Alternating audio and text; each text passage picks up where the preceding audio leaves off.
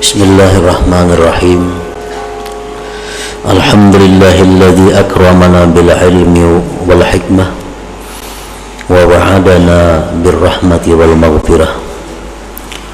Ashhadu an la ilaha illallah wahdahu la syarika lah wa ashhadu anna sayyidana Muhammadan abduhu wa rasuluhu sahibu ra'fah. Allahumma salli wa sallim wa barik ala sayyidina wa maulana Muhammad al-makhsusi bi khatamin nubuwah wa ala alihi wa sahbihi wa dhurriyyatihi wa atba'ihi ila yaumil qiyamah, amma ba'du. Alhamdulillah, puji syukur kita haturkan kehadirat Allah subhanahu wa ta'ala yang telah memberikan kepada kita berbagai macam nikmat dan anugerah, taufik dan hidayah serta inayah, sehingga kita malam ini dapat kembali berkumpul bersama-sama di majelis yang penuh berkah ini. Salawat dan salam untuk junjungan kita Nabi besar Muhammad sallallahu alaihi wasallam dan kepada seluruh keluarga, para sahabat, zuriat dan pengikut beliau sampai hari akhir. Para muhibbin rahimakumullah, al-hikmatul hadiyatu wal ishrun minal hikamil ataiyah. Qala al-imam Ahmad ibnu Athaillah as-Sakandari rahimahullah wa nafa'ana bi'ulumi. Hikmah yang ke-21 dari al-hikam. Berkata Imam Ahmad bin Athaillah as-Sakandari rahimahullah, talabuka minhu ittihamun lahu wa talabuka lahu ghaibatun minka anhu wa talabuka li ghairihi likillati hayaika minhu wa talabuka min ghairihi liwujudi bu'dika anhu.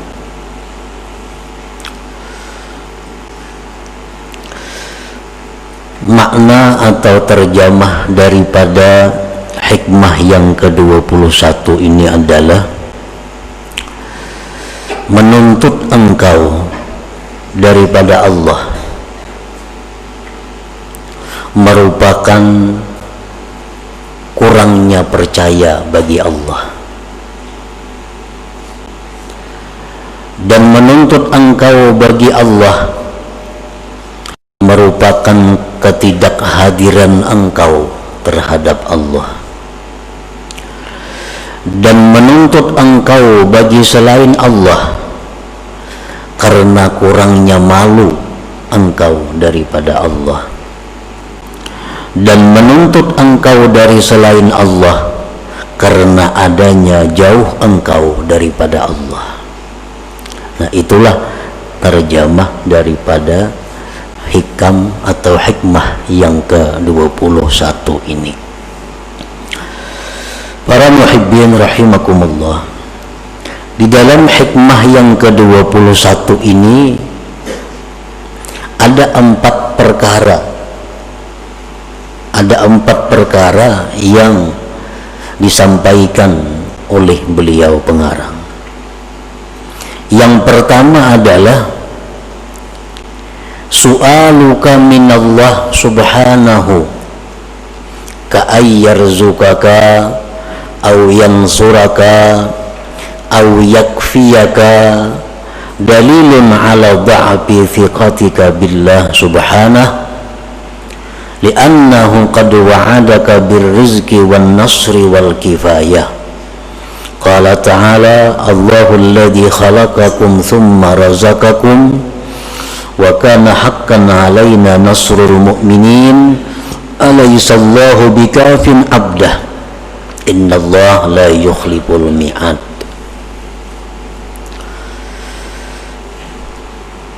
Memintanya engkau wahai seorang yang ahli ibadat. Ini tujuannya kepada orang-orang yang ahli ibadat. Yang dituju di sini yang dikhitab di sini adalah orang-orang yang ahli ibadat kepada Allah. Wahai orang yang ahli ibadat,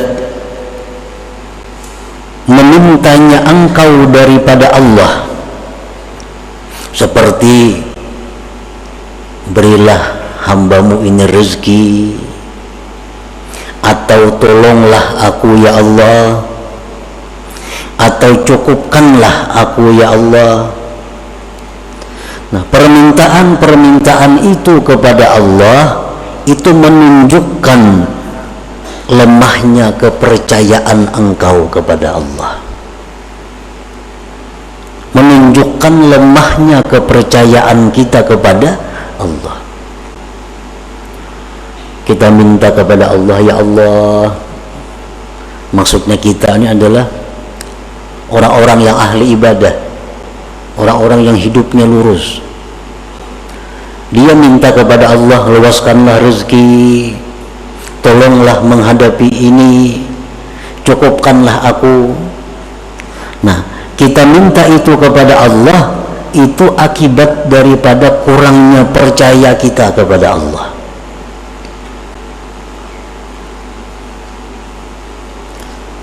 Karena Allah sudah menjanjikan engkau, dalam Al-Quran Allah sudah menjanjikan dengan rezeki, Allah sudah menjanjikan menolong, Allah sudah menjanjikan mencukupi. Seperti firman Allah, Allah yang menciptakan kamu, kemudian Allah yang memberikan rezeki kepada kamu. Firman Allah lagi adalah kepastian atas kami menolong orang-orang yang beriman. Allah berfirman lagi, apa tidakkah Allah itu mencukupi hamba-hambanya?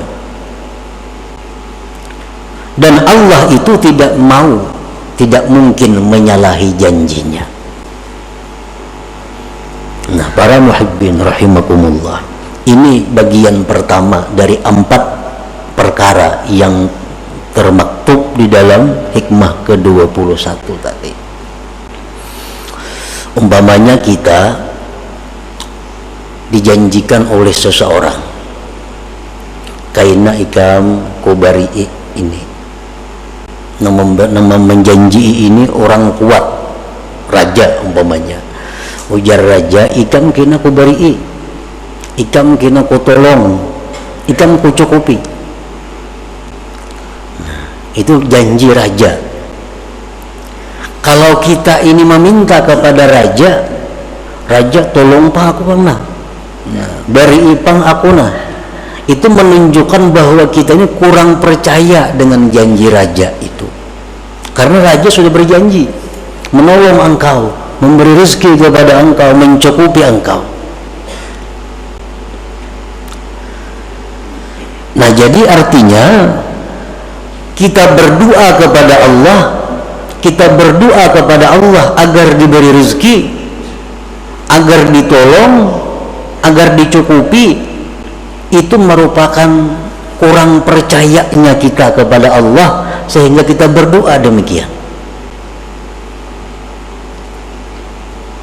Uzkuril Khalil Ibrahim alaihi salam hina ulqiya finnar qala hasbiyallah wa ni'mal wakil.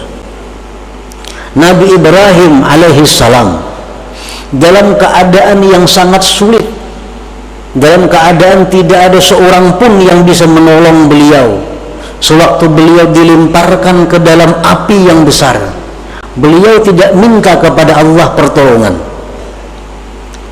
beliau tidak minta kepada Allah api dipadamkan, tetapi apa yang diucapkan Nabi Ibrahim, hasbiyallah wa ni'mal wakil. Hasbiyallah wa ni'mal wakil. Cukup akan daku oleh Allah dan Allah sebaik-baik wakil. Nah, ini contoh Nabi Ibrahim, orang yang sangat percaya kepada Allah, sehingga dalam keadaan sesempit itu beliau tidak minta pertolongan kepada Allah, karena beliau yakin bahwa janji Allah menolong orang beriman pasti terwujud. Nah pasti terwujud. Padahal dalam keadaan yang sangat kritis Nabi Ibrahim. Karena kayak kita sedikit saja ada masalah, beribu kali Allahumma, Allahumma, Allahumma. Padahal masalah yang kita hadapi kada seberat masalah Nabi Ibrahim, nyawa. Nah itu menunjukkan kekurang percayaan kita kepada Allah. Andai kata kita sangat percaya kepada Allah, kita dalam keadaan apapun, mesti yang kita ucapkan itu hasbiyallah wa ni'mal wakil. Hasbiyallah wa ni'mal wakil. Nah.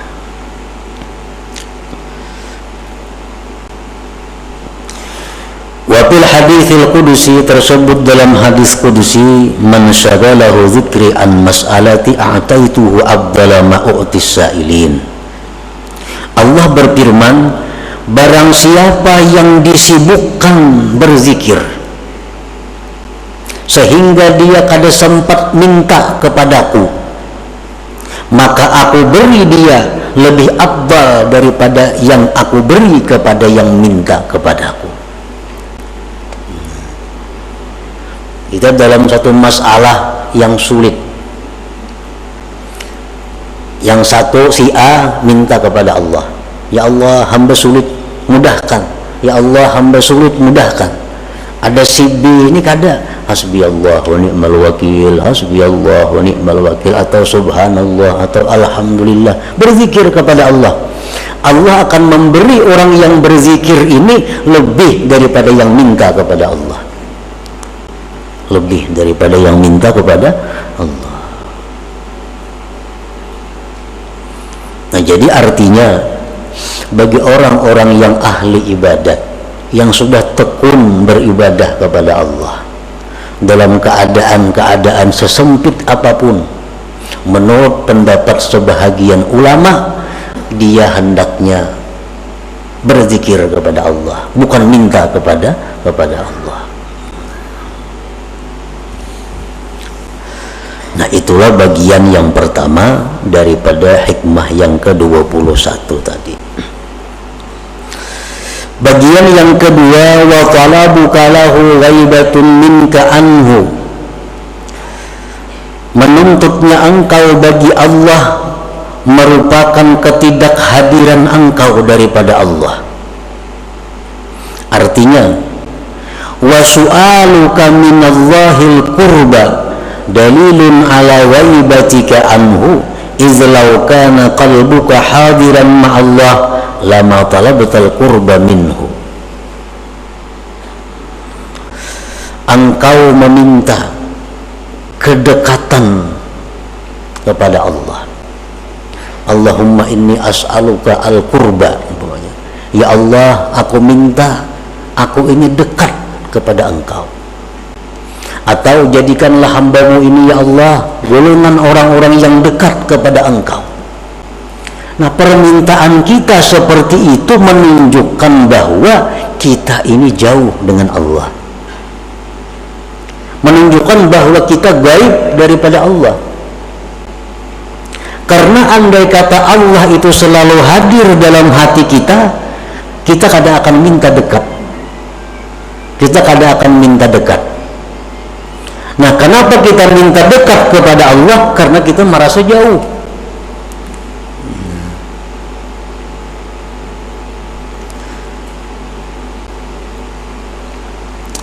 Izla kana qalbuka hadiran ma'allah lama talabtal qurba minhu. Karena jikalau hati engkau itu selalu hadir bersama Allah, niscaya engkau tidak meminta kedekatan daripada Allah. Nah jadi artinya kita minta lawan Tuhan supaya dekat itu kurang baik juga, kurang baik juga. Karena itu berarti kita jauh dengan Allah. Jadi bagi orang-orang ahli ibadah, baik minta supaya ditolong, minta supaya diberi rezeki, itu hendaknya kada usah, cukup hasbiyallah wa ni'mal wakil. Jangan minta dekat kepada Allah, tetapi teruslah berzikir, karena dengan berzikir itu kita sudah dekat dengan Allah. Nah,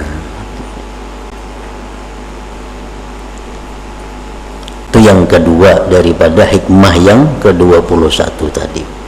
Yang ketiga, wa talabuka li ghairihi likillati hayaika minhu, artinya wa su'aluka minallah ay yuqbilal khalqu alaik aw yusakhirahum laka dalilun ala qillati hayaika minhu wa su'i adabik kaman bi hadratil malik fasa'ala abidahu wa khadimah.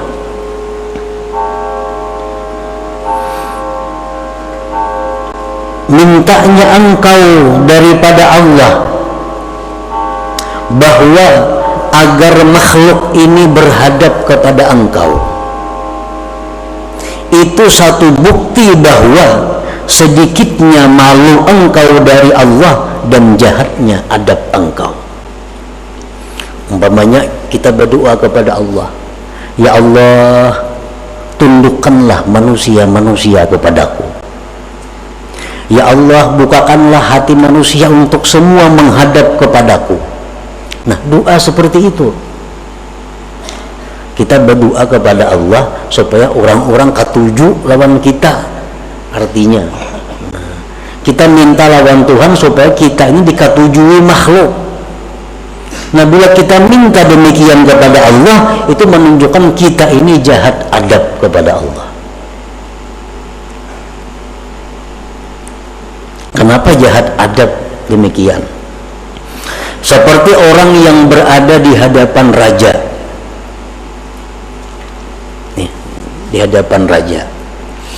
Nah, kita di hadapan raja ini, nang kita takunakan lawan raja, pembantu-pembantunya, budak-budaknya. Wahai raja, pembantu pian si pulang tuh kayak apa? Sihat saja kayaknya, sigar raja kayaknya. Pembantu pian si B itu baik saja kayak. Pembantu raja aja ditanyakan, rajanya kan jadi ditanya. Nah, ini menunjukkan kita kurang adab kepada raja. Nah, sama halnya orang yang di hadapan Allah, kalau minta agar manusia ketujuh lawan inya, ini orang yang sedikit malunya terhadap Allah Subhanahu wa ta'ala. Mestinya kan kita minta itu supaya Allah ketujuh. Nah, jangan supaya makhluk ketujuh seorang. Nah, kalau kita bujur-bujur itu, kita supaya minta Allah tuh ketujuh lawan kita, bukan makhluk nang ketujuh kepada kita. Nah, yang keempat, bagian yang keempat dari hikmah yang ke-21, wa tarabuka min ghairihi li wujudi bu'dika anhu, menuntutnya engkau dari selain Allah menunjukkan adanya jauh atau jahil engkau daripada Allah. Wa su'aluka min ghairihi ta'ala, mintanya engkau dari selain Allah, litatluba minhu syai'a, untuk kamu tuntut dari selain Allah sesuatu. Minta ubati lawan makhluk Allah, minta pertolongan lawan makhluk Allah, minta apapun kepada selain Allah. Auliyatma'inna bihi qalbuk, atau mencari ketentraman hati dengan selain Allah. Itu menunjukkan jahilnya engkau dan jauhnya engkau daripada Allah Subhanahu wa ta'ala. Orang yang mencari ketenangan batin dengan makhluk. Ada orang yang rasa tenang dengan memutar lagu. Putar lagu, nah tenang. Ini orang jahil kepada Allah. Ada orang yang merasa ketenangan hatinya bila mengisahkan masalahnya kepada makhluk, tenang hati. Ini orang jahil kepada Allah. Orang jahil kepada Allah. Mestinya Allah itu sudah cukup untuk dijadikan penentram hati. Allah sudah cukup tempat curahan hati kita. Nah, jadi kita hibak dada umpamanya, ini dikisahkan oleh orang tanang, nah berarti kita bodoh ngarannya. Kalau orang yang berakal, dia kepada Allah mengeluh, kepada Allah dia mengadu, kepada Allah dia menyampaikan persoalan-persoalannya.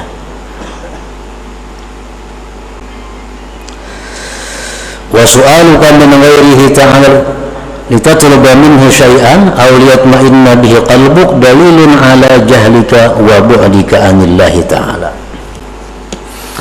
Nah, para muhibbin rahimakumullah, jadi keempat perkara tadi semuanya adalah mazmum, itu dicela.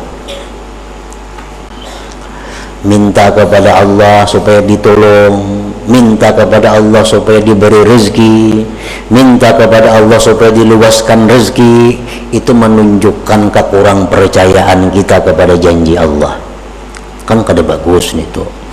Yang kedua, kita minta lawan Tuhan agar dekat, berarti kita nih jauh lawan Tuhan, padahal Tuhan tuh sangat dekat kepada kita. Salah juga minta itu. Yang ketiga, kita minta kepada Allah agar disukai oleh makhluk, salah juga itu, tercela juga. Yang keempat, minta kepada selain Allah, itu pun dicela juga. Nah, itu rangkuman 4 perkara daripada hikmah yang ke-21 ini. Nah, para muhibbin rahimakumullah, kesimpulan daripada 4 perkara ini ada 2 macam. As-su'al wa du'a'ul madhmum min Allah Ta'ala idza kana taliban lil qismah idh ma qusima laka wasilun ilaik. Wa amma as-su'al wa du'a min Allah Ta'ala bi kasdil ubudiyah wa izharil faqah fa ma'murun bih. Meminta, berdoa kepada Allah dengan doa-doa seperti tadi, itu dicela apabila yang berdoa ini menuntut jatah kepada Allah, menuntut bagian daripada Allah, karena Allah sudah membagi. Setiap yang dibagikan Allah itu pasti sampai kepada kita, mau kada mau. Setiap yang Allah jatahkan untuk kita itu pasti sampai kepada kita. Paling-paling masalah waktu, dan waktu itu kada bisa dimaju dimundur. Kalau Allah sudah menetapkan kepada kita bahwa kita dapat rezeki yang besar tanggal 2 bulan 12, kayak apa aja kita berdoa kada bisa maju dari itu. Nah, jadi berdoa itu dicela apabila waktu berdoa itu kita minta bagian kita kepada Allah. Minta bagian kita kepada Allah. Adapun berdoa kepada Allah dengan tujuan ubudiyah, tujuan kehambaan, dan menampakkan kepakirannya, nah maka itu diperintah. Jadi kasat hati aja. Kalau kita berdoa kepada Allah bukan minta jatah, kada ya Allah, hamba ini berdoa kepada Engkau hanya karena hamba ini fakir, hanya karena hamba ini menjunjung perintah Engkau untuk berdoa, maka hamba berdoa. Nah, itu disuruh. Nah, jadi artinya ada 2 pilihan. Boleh kita kada berdoa, hanya mengucap hasbi Allah dalam menghadapi masalah-masalah. Boleh juga kita berdoa, tapi tujuan berdoa itu bukan mencari bagian kepada Allah, tetapi hanya semata-mata menampakkan kepakiran kepada Allah, menjunjung perintah Allah. Contoh nang kada berdoa Nabi Ibrahim tadi. Contoh nang berdoa Nabi kita dalam perang Badar. Pasukan 313, musuh lebih 1000 dengan peralatan yang lengkap. Nah, Nabi kita di dalam khimah berdoa, Allahumma ahdaka wa wa'dak.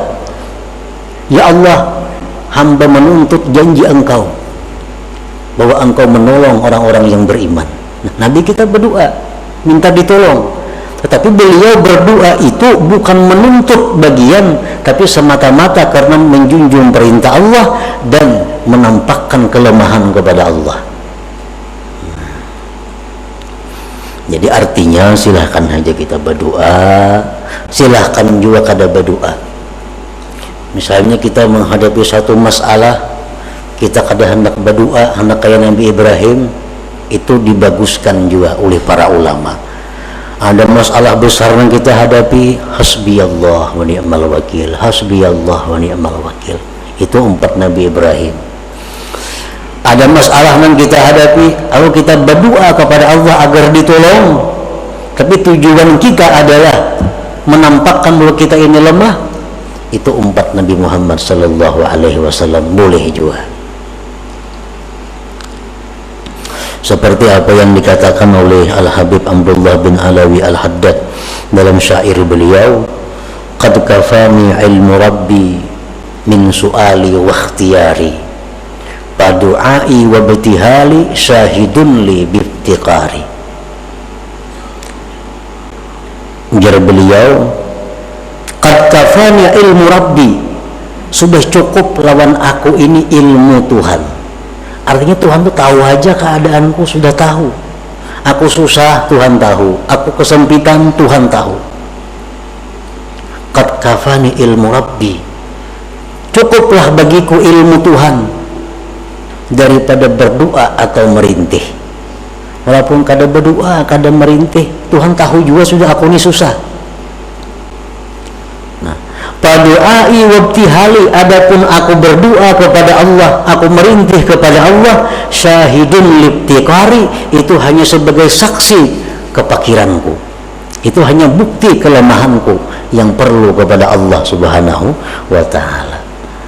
Nah, jadi doa itu kalau demikian halnya, doa itu kada kabul, kada jadi masalah. Karena berdoa bukan supaya kabulnya kada. Berdoa ini semata-mata perintah Allah dalam Al-Quran agar berdoa. Yang kedua, berdoa itu menampakkan kita ini hina, menampakkan kita ini lemah. Itu kita berdoa, bukan supaya kabul doa, kada. Nah, jadi berdoa kada kabul doa, kada jadi masalah. Karena aku berdoa bukan mencari jatah kepada Allah, aku berdoa hanya sebagai menjalankan perintah ubudiyah. Nah, itu terpuji, itu sangat baik.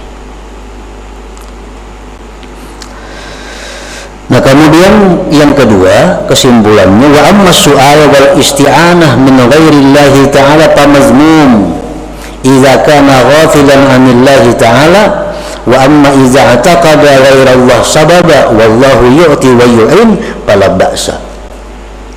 Minta pertolongan kepada selain Allah itu tercela apabila dia lupa kepada Allah. Wahai dokter, aku sakit, nah obati pang aku, minta tolong lawan dokter. Itu tercela kalau lupa kepada Allah. Tetapi apabila dia minta kepada selain Allah dengan i'tikad hati bahwa ini adalah satu sebab, Allah juga yang memberi, yang menolong, maka pala baksa, maka yang demikian tidak mengapa. Ayo minta tolong lawan paurutan, tolong lawan si A, lawan si B, tapi i'tikad hati ini hanya sebab untuk mendapatkan pertolongan Allah. Minta tolong lawan dokter untuk dapat kesehatan dari Allah, minta tolong lawan ini untuk dapat rezeki dari Allah. Nah, boleh minta tolong kepada siapapun, tetapi sebab untuk mendapatkan pertolongan Allah. Nah, itu yang mesti kita ingat setiap kita minta tolong kepada makhluk Allah. Kalau tidak demikian, maka kita akan tercela.